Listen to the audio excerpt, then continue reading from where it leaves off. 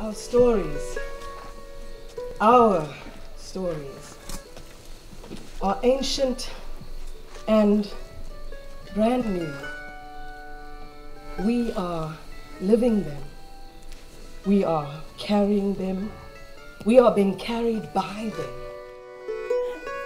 We are always in the process of generating a story and telling it if we choose to do so. Now that was a story, and you really followed it, and you didn't know where I was going to go. I didn't know where I was going to go either. Now your mind is racing. It's reeling. What could that be? Loudly and unapologetically into the world. To laugh more, risk more, and have bigger lives. Our taking the time to explore story making and the power of those stories, to heal, to connect, to celebrate, helps them prepare to go out into a world where they understand more deeply how owning and sharing their own story can connect them to the world and help them make meaning of their lives beyond the gates of our school. Now we say yes, we don't say no, Yes, we say yes. I did indeed give you the wrong medicine. You gotta watch their hands, okay? Because the hands are telling a story. So that means as a dancer, you're looking at your hands because you want everybody else to look at your hands, right?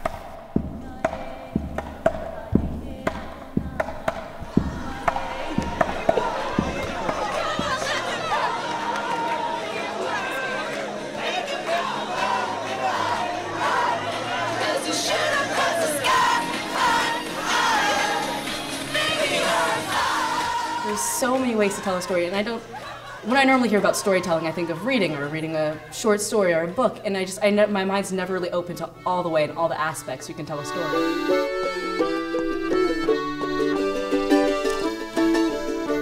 Our stories are patient and resilient. They are familiar and strange. Our stories are complex and simple.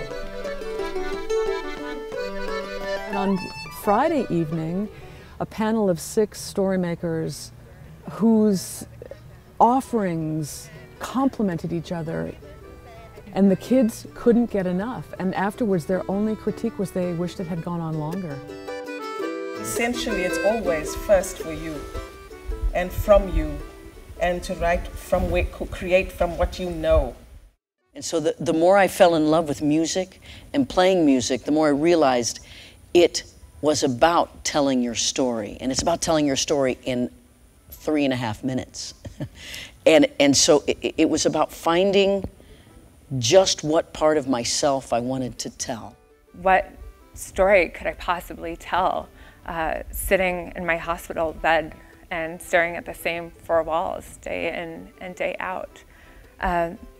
And then it started to dawn on me that even though I couldn't travel to a foreign country and to report on a revolution, I could report right there from the front lines of my hospital room. And I could write about the revolution taking place inside of me. I think there's a certain liberation that comes with sharing yourself in an honest and open way. Don't be afraid to get dislikes. They're actually better because then you really know you're getting to somebody. Yeah. Everybody wants the likes. Oh, look at all the likes I have. No. Yesterday was so exciting watching students find media for their lives, parts of their lives that they had dismissed as not important or not worthy of story. And I think if anything, I really hope that this weekend has lit the fire of, I'm full of stories.